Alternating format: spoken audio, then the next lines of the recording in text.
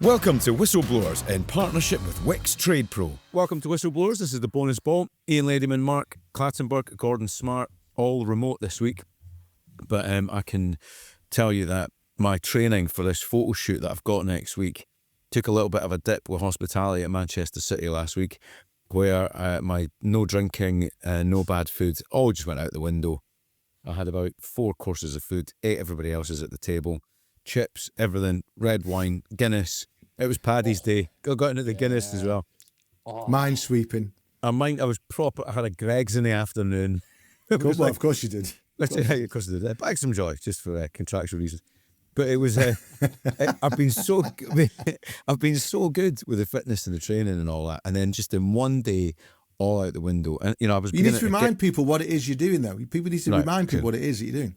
I was doing a photo shoot for a magazine called The Rakish Gent, and the guy that's doing it said, "Look, we'd like you to take quite a lot of your clothes off." And I went, "What do you mean by that?" He went, "Well, would you be prepared to be naked?" And I was like, "Well, Yes. I'm up. Yes, okay, give me some money." How much? Oh yeah. Could you speak to my agent, Mark Clattenburg?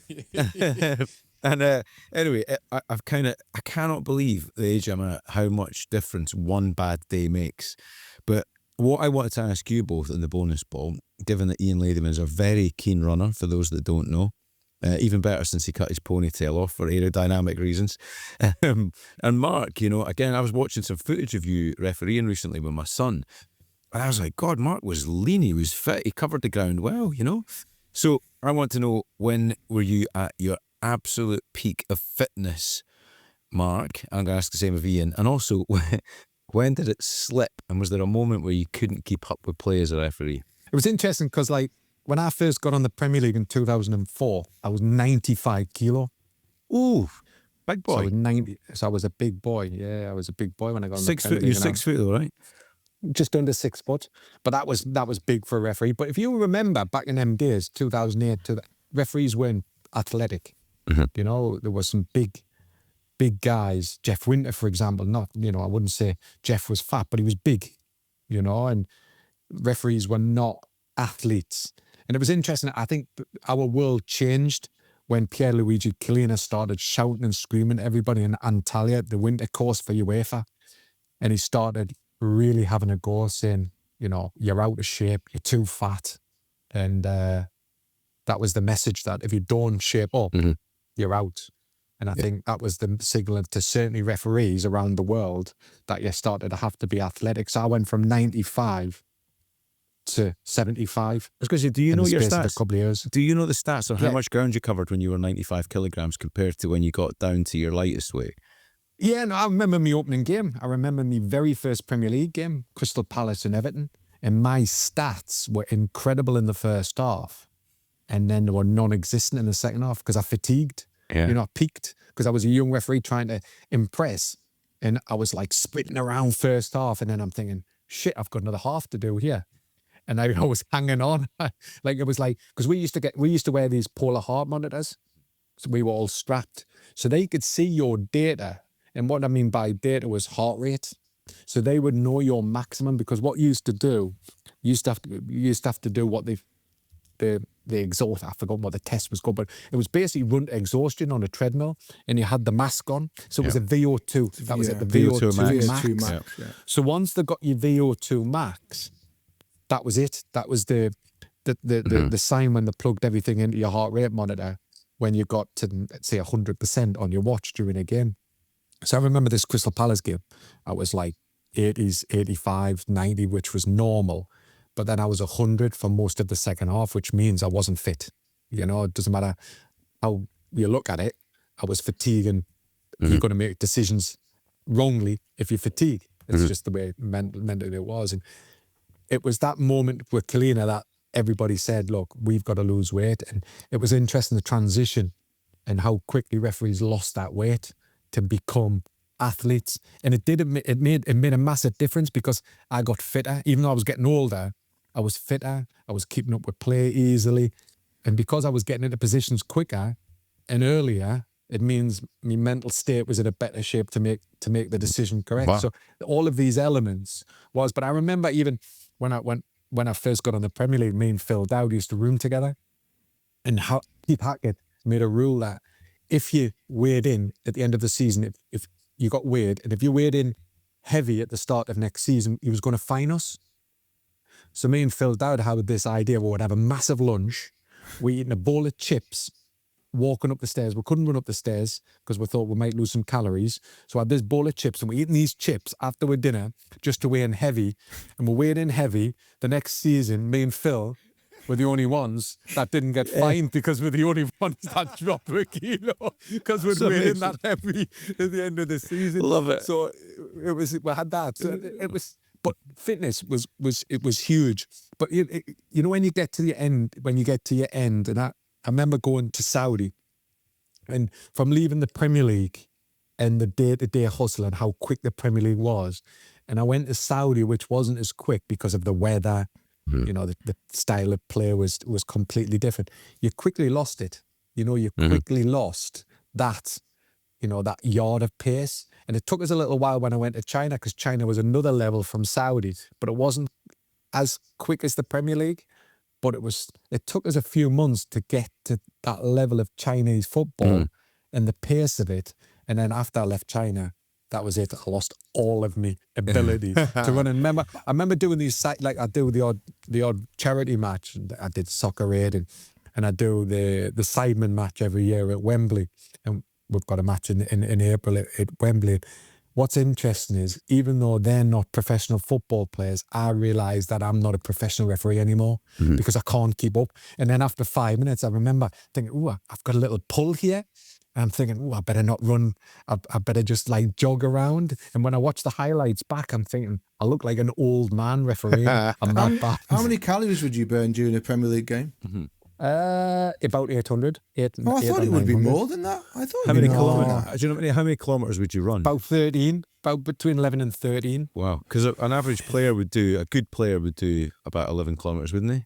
Yeah, about that. But what used to upset me was, because you can remember Sam Allardyce was big on Prozone, and Keith Hackett was big on Prozone. And what used to irritate me was everything was stat driven, and it's bollocks stats. Because when you're a referee, if you were refereeing Arsenal in that period, Arsenal were like Barcelona, they passed it about. You didn't have to run. When you refereed, no disrespect to Bolton with Sam, it was long ball, long pass, should we say. And you had to run. So as a ref, you're running more, but they were obsessed with stats. And then it was one time Keith Hackett pulled us into his office and he went, Mark, he said, you know, your stats are not particularly great. And I went, who have I just refereed in the last month? Twice Arsenal. And he went, what do you mean? And I had to explain to him, Arsenal are tippy-tappy. I don't have to run. Why am I just going to run for the sake of Prozone? And they were obsessed to make, let's just keep running to get the stats. That's bollocks. Because for me, the most important thing for a referee isn't the stats. It's about being in the right position at the right time to make the right call. But they forgot about that. They just were obsessed that you did 13 kilometres in a game. And for me, that was never the issue. I think these days players would lose respect for referees pretty quickly if they thought they would. If they thought they weren't super fit, wouldn't they? Yeah. I think players the image has changed. Yeah. I think now, if you look at like body fats, I was like in middle 20s, and then I got it down to like 13-14%. Players whose body fat would be like 8%, 68%. Yeah. And it's incredible. You're right. I think perception now, even though the game's not as quick, I don't believe the modern game now is as quick as it was 2-3 years ago. And I think VR's changed it, the way the laws of the game's changed, the way the style of play's changed. I think the game's, from a refereeing point, a lot slower. But, you know, if you look back from previous, like in my time, the way referees have developed, from your Philip Dowds, your Jeff Winters, through our era, May Howard, Martin Atkinson, for example. Now you look at the modern referee now, how slim they are and what work they go into. Because not many people know this. You know, everybody thinks you just turn up to a game with your rucksack with a pair of boots and a whistle that I never have for this podcast. But the amount of work that goes in and the amount of training that they do. And I would train, like my usual training, people used to laugh at me and I used to get wrong all the time. There was days where I would just do an HI session, I would just run me socks off. And then the next day I would be buzzing and I would do the same again. And me fitness people would be like, Mark, you can't do this, you're preparing for a game. And I went, How can you tell me what to do to prepare as long as I'm perfect for the Saturday and I referee well? So I was going to ask you, we don't have to worry about you, Ryan. We don't have to worry. Like the Anthony Gordon scenario that played out some weeks ago with Newcastle Barcelona, where Anthony Gordon wasn't well enough to play. The medical staff said he wasn't ready to play. We never had that as a referee. We just. We never got checked out. If we had a sore throat, we just refereed. Do you think you should? If we had a headache, we just refereed, Yeah, because also our issue with Gordon was we're salaried. We got paid per match as well. And we, got a mortgage to pay. So sometimes you did go and referee not fully fit. But also I wanted to do it because I loved the game and I wanted to be out. If I didn't referee, say I came off a game on a Friday and I was supposed to referee a game, I'd be miserable all day Saturday thinking, shit, what's my day? What am I doing? I should be out, travelling to a game, refereeing and coming back, and it was part of your life. Right, before we dive back into the football, we're in partnership with Wix Trade Pro. Tradespeople, you want to listen to this bit? Absolutely, because being a Wix Trade Pro member saves you money. You can save 10% every single time that you shop in-store or online. There's no minimum spend, no hassle, just savings. Brilliant stuff. On top of that, if you've got a big job coming up, lads, and you need to buy a load of materials up front, with Wix Trade Pro, you can now buy now and pay later. Powered by Billy. Pay interest-free within 30 days or 60 days and track your payment status easily through your Trade Pro account. That's not all. You can click and collect within 15 minutes. And for even trickier jobs, order online or in store for delivery within 3 hours. Blimey. To sign up and start saving, just download the Wix Trade Pro app today. Billy offers unregulated credit agreements, UK businesses only, 18 plus, subject to status, T's and C's and late fees apply. So go on then, Ian. What about you? Because you've done quite a few marathons, haven't you? You've got a few under your belt. Done a lot of half marathons. I've done one marathon. I'm actually, as we record this, by the time people listen to this, I should have done the Wilmslow half marathon the previous Sunday. So if I haven't, then there's a problem. Can I give you a challenge, Ian? Can I give you one challenge? You will get to the finish. Great North Run 209 with no training. Can you beat it? Yeah, I'll take that challenge. 209. 209. We'll have this bet on. I'll take that. But what I will say is when I checked on the, it's a great event, the Wilmslow Half. It's one I did. I used to do it every year about 10 years ago. I've not done it for a decade. When I checked on the website last week just to check that I wasn't fooling myself and I was entered for it, I came up in the veteran category. It said vet. It says Ladyman vet. I mean that. That. What age group is that in? Horses? I presume it's 55 plus. I'm 56. So, I mean, can you imagine? I mean, I already cope with getting emails from the senior section of my golf club, which, by the way, I think should start at 60. I think it's just shocking that they should start that at 55. I've already kind of got myself used to that, but finding myself in the veteran category for the Wilmslow Half Marathon did shock me a little bit. I don't look. It's very, very simple. As you get older, it's just harder to keep weight off. It's just as simple as that. I think there are some very lucky people who do it naturally. Not many. I'm not one of those people. I am quite. I love a drink, and I really try to limit to how much I drink. I try not to drink apart from at the weekend. And I run, but I run because. I run for, I suppose part of it's vanity, but most of it is because I'm just older and I want to, we all want to live as long as possible, don't we? So it's as simple as that. My missus always says to me, but you run because you're good at running. I said, no, Vicky, it's not that. I'm not good at running. Everyone who runs feels discomfort, okay? Yeah. Whoever you are, however fast you are or slow you are, everyone who runs, the only thing good about running is when you finish. When you finish, you feel great. I thought it was just to get out of the house. I thought it was just to get out of the house from Vicky. You know what I mean? I'm going for a run. Anyone who says I'm going around the corner.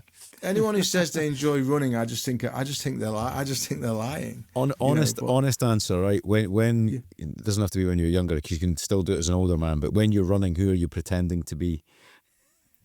I always wanted to be Steve Cram. Steve Cram. There you go. Yeah, it's funny because he's a fellow Geordie. I don't run with AirPods or with any music or anything, and so it's like raw dog running. I just find it difficult if I'm running and I can't hear traffic and things. I just don't like it. So, but apparently that's quite unusual. A couple of friends of mine said, how can you go out, like if you're training for a half marathon, you're out on the road for like 90 minutes. How can you do that in your own head? And I was like, well, it's amazing the places that you go to and the things that you kind of think about, good, bad, or indifferent. I don't think I imagine myself being anybody. But what does happen as you get older, and you do have to accept this, is that you just slow down. So you that's the thing. You're overtaken by people out running, and you just got to accept it. You know, I last did this half marathon 10 years ago. I think I will be 20 minutes slower at the weekend than I was 10 years ago. On that. But it's interesting what you're saying about getting older. I know it sounds stupid, but I play golf. You play 18 holes, you walk, or you get your buggy around, and I feel nothing. And I've been using my new golf simulator. And because like you're playing shots every 30 seconds and you're picking the ball up from I'm like, me back's hurting, me legs are hurting, but there's muscles I've never used before, and I'm like, whoa. But that is the thing. That is the thing as well, Mark, because when I was running 10 years ago, the only thing that was ever going to stop me was if I wasn't quite aerobically fit enough. But now it is that. It's your back, it's your bottom of your back and stuff. I'm lucky. I've never had knees or ankle problems. None of that stuff that runners can get as you get older. But my back, just randomly on days, just like blind me. Are you running for charity, Ian? No, I'm not, mate. I just decided I hadn't done it for 10 years. And at the start of winter, I thought, I'm losing motivation with me running. I need to enter something, and because if I enter something and I tell someone, then the fear of embarrassment of not doing it. So I entered this. I told a couple of people, and I knew then that I would run through the winter. I think that the fittest I got was probably 2010. Right, I signed up for the Olympic triathlon at Excel, and we did it. It was Jensen Button, Vernon Kay, who else? A few other folk did it. And the challenge was that Jensen Button said, if you can finish within half an hour of my time, I'll give £5,000 to your charity. And I thought, right, I'm having that. That's brilliant. Really generous of him. But he's effectively a professional athlete, isn't he? So he was training in Monaco up in the hills and all the rest of it. And he went out in the elite event and posted a time. I think it was, God, what did he do? 1 hour 46 or something ridiculous. And I was like, oh no. It was, in fact, no, it was more than that. It was 1 hour 55. And anyway, we trained all the way through the winter and got myself in great shape. I lost a load of timber. It was down to about 11 stone. And then on the day, it was in the morning, it was a little bit overcast. And as I was getting ready, one of the sort of senior pro guys was like, you should put a little bit of baby oil on your neck because people grab your wetsuit when you're at the start and pull you back, and the hands just slip off your wetsuit. And fair play to him, it worked.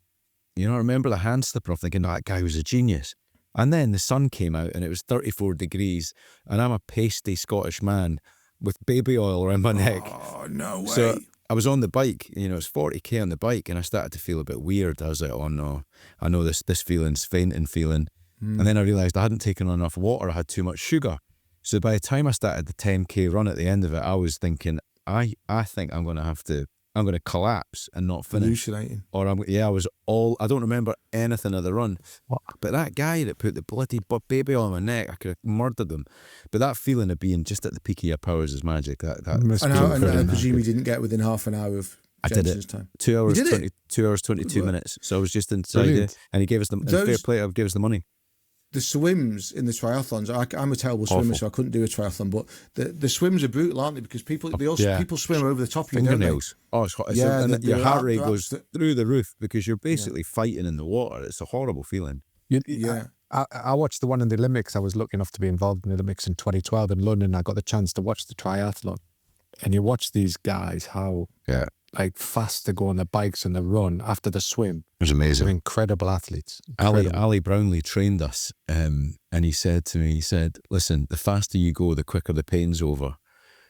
Basically. And he was training with a stress fracture of his femur. That's how, that guy is granite. I mean, absolutely granite. One of the greatest moments in sport of all time was when he carried his brother over the finish line. Yeah, no, it was incredible, that one. Beautiful moment. Right, lads, I think that's us for today. Lovely to see you. Hopefully we'll all be together next Wednesday. Sorry for missing you at Manchester City last week, but we'll catch up soon. Whistleblowers@dailymail.com. Send us a question for the bonus ball and we'll answer them best we can. Find us on social media. Mark Clattenburg, blow the full-time whistle.